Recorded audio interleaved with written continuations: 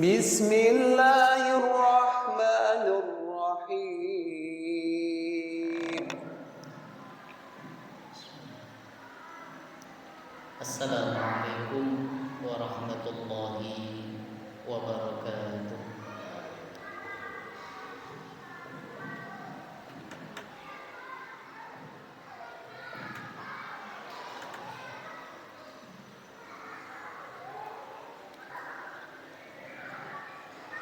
Innal hamdalillah nahmaduhu wa nasta'inuhu wa nastaghfiruh wa na'udzu billahi min shururi anfusina wa min sayyiati a'malina may yahdihillahu fala mudilla lahu wa may yudlil fala hadiya lahu. Asyhadu an la ilaha illallah wa asyhadu anna Muhammadan abduhu wa rasuluh. Allahumma salli wa sallim ala Muhammad wa ala alihi wa ashabihi wa man tabi'ahum bi ihsanin ila yaumiddin. Amma ba'd, faya ibadallah, usikum wa nafsi bitaqwallahi faqad fazal muttaqun. Qala Allah ta'ala fil Qur'anil Karim wa huwa asdaqul qailin. A'udzu billahi minasy syaithanir rajim.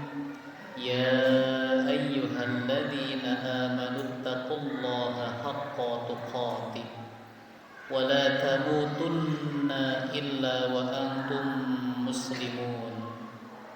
Wa qala ya ayyuhan nasu kulu mimma fil ardi halalan thayyiban wa la tattabi'u khutuwatis syaitan innahu lakum aduwwun mubin. Allahumma arhamna bil Qur'an.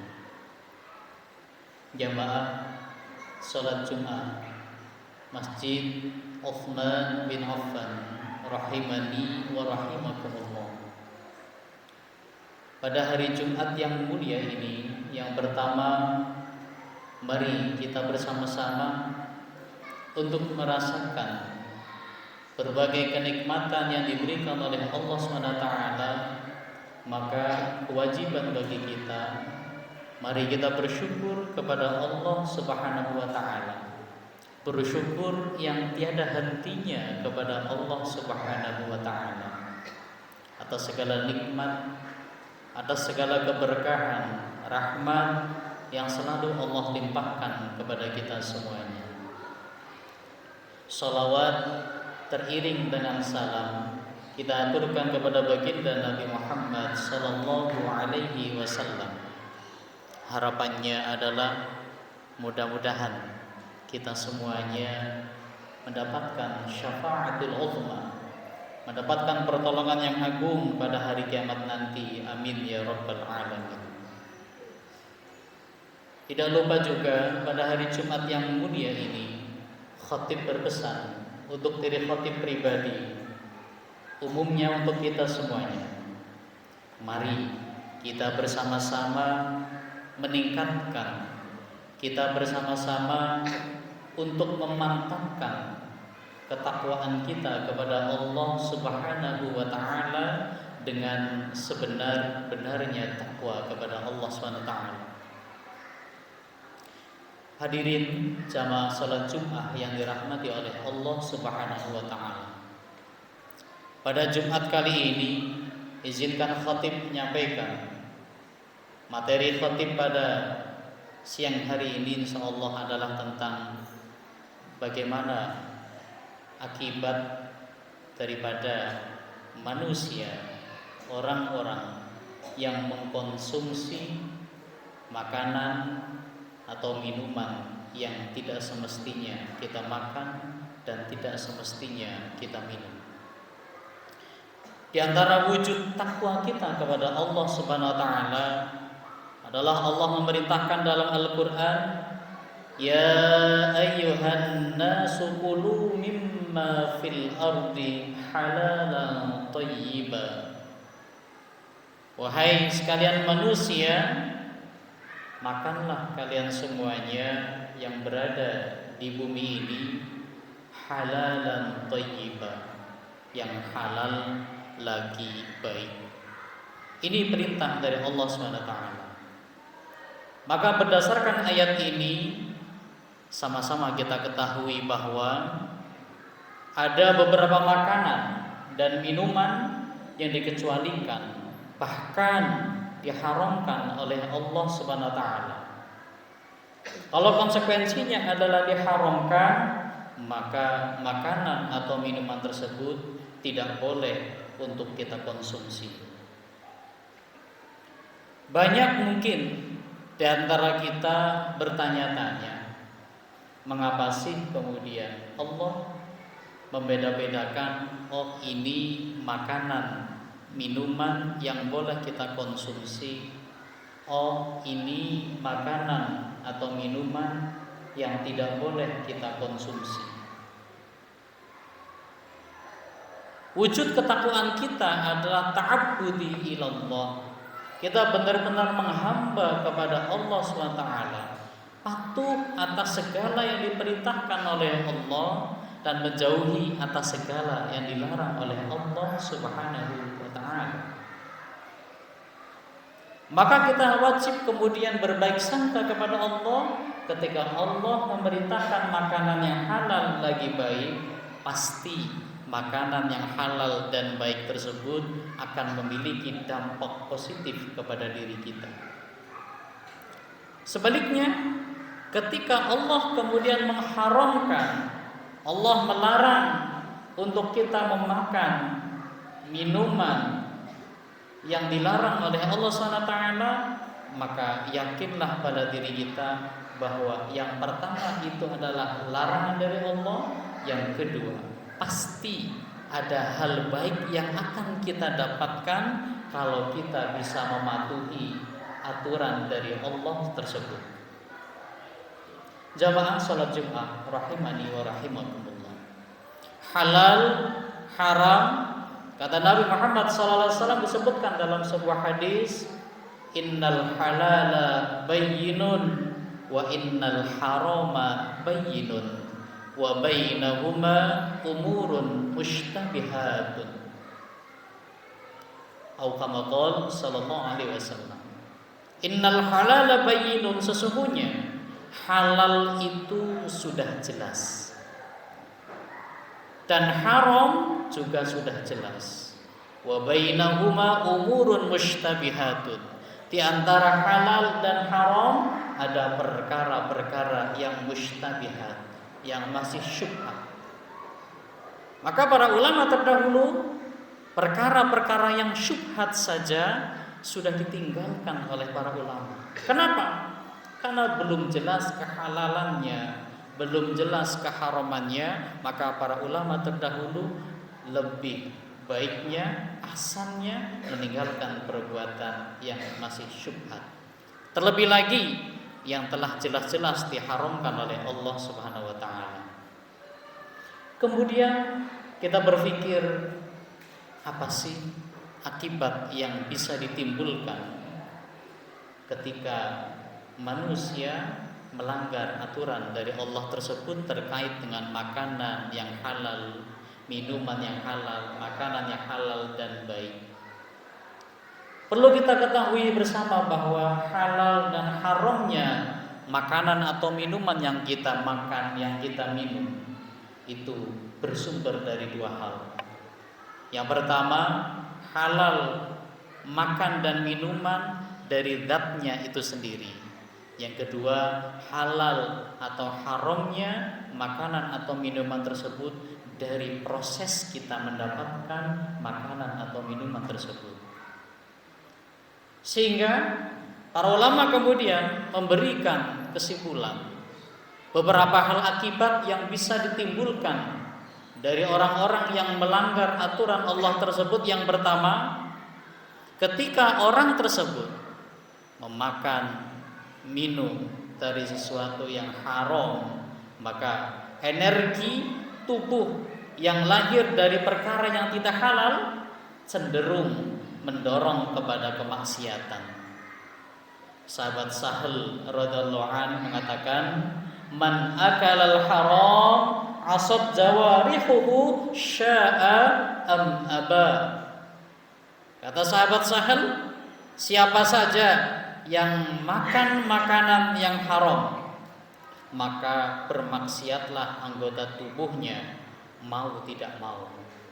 Ini dicantumkan dalam kitab Ihya Ulumuddin karangan Al-Imam Syekh Al-Ghazali. Maka tidak heran ketika kemudian dulu Nabi Muhammad SAW menyampaikan, tidaklah yang baik itu mendatangkan sesuatu kecuali yang baik pula. Inputnya baik, maka bisa dipastikan outputnya juga baik.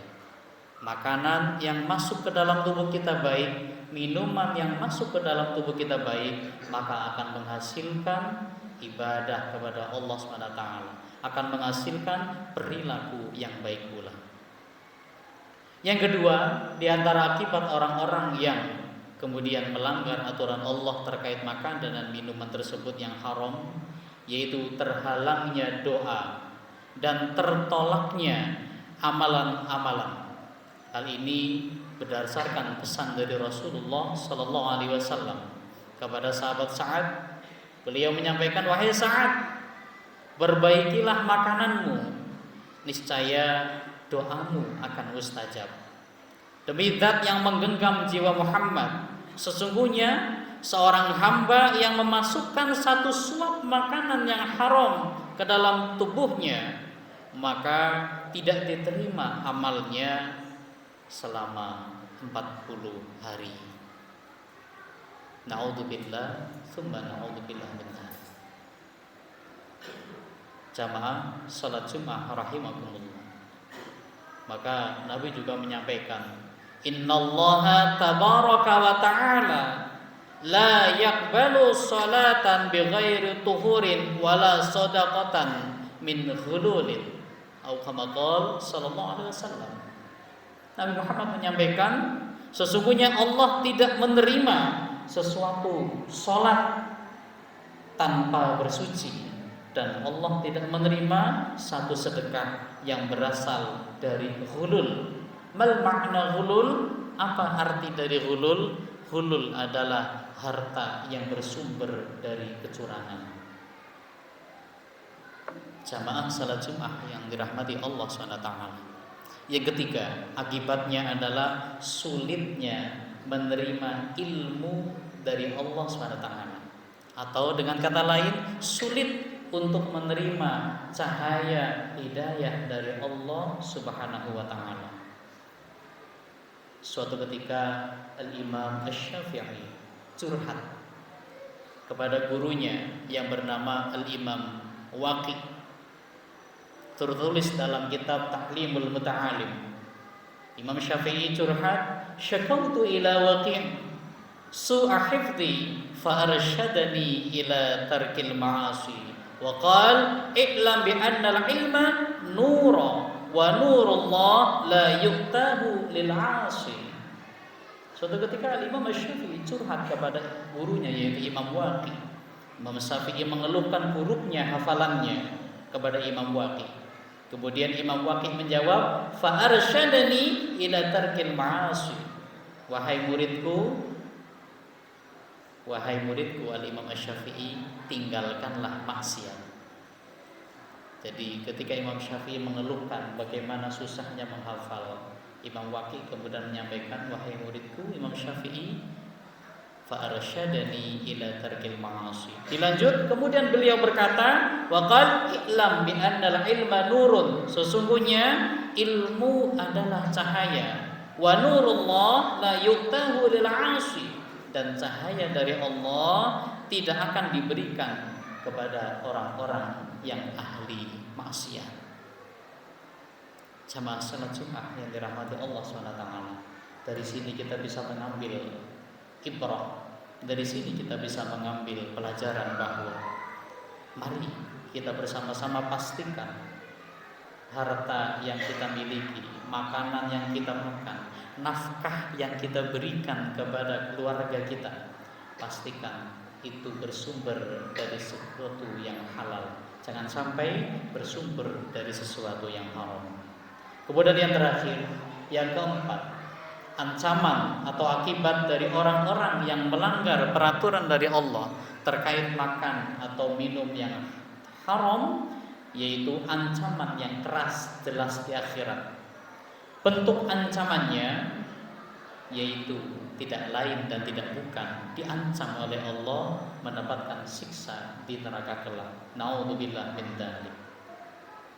Jamaah salat Jumat yang dirahmati Allah SWT, maka sudah seyogyanya kita yang dilahirkan, ditakdirkan oleh Allah SWT untuk berada di buminya Allah SWT ini, dan hakikatnya kita hidup di dunia ini tidaklah akan lama, maka pastikan kesempatan yang Allah berikan di dunia ini, pastikan bahwa amalan yang kita lakukan adalah sesuai dengan tuntunan dari Nabi Muhammad SAW. Pastikan makanan minuman yang masuk ke dalam tubuh kita adalah sesuatu yang halal. Pastikan sesuatu yang kita kenakan detik ini, pakaian yang kita pakai hari ini, pastikan juga adalah sesuatu yang halal, sehingga nanti pada akhirnya pada hari kiamat nanti pakaian ini bisa bersaksi di hadapan Allah bahwa dulu ketika di dunia pakaian ini pernah digunakan untuk beribadah kepada Allah Subhanahu wa taala. Jangan sampai sebaliknya, pakaian yang kita kenakan justru bersaksi bahwa dulu ketika di dunia pernah digunakan untuk bermaksiat kepada Allah Subhanahu wa taala. Na'udzubillah, tsumma na'udzubillah min dzalik. Barakallahu li wa lakum bil Qur'anil azim wa nafa'ani wa iyyakum bima fihi minal ayati wa dzikril hakim wa taqabbalallahu minni wa minkum tilawatahu innahu huwas samiul alim.